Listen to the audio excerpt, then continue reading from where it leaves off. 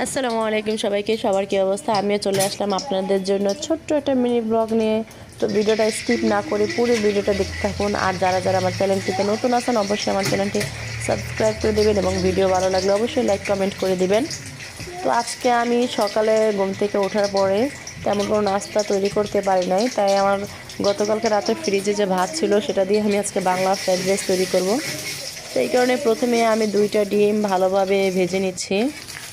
ভালোভাবে ভেজে নেওয়ার পর এখন আমি এর ভিতরে দিয়ে দেবো কাঁচামরিচ, দিয়ে দেবো পরিমাণ মতন লবণ, তারপরে দেবো 2টা শুকনো মরিচ। ঝালটা আপনারা যার যার মতন করে নেবেন। তারপর দিয়ে দেবো পেঁয়াজ কুচি। এখন এগুলোকে আমার ভালো করে ভেজে নিতে হবে একদম ঝরঝরা করে।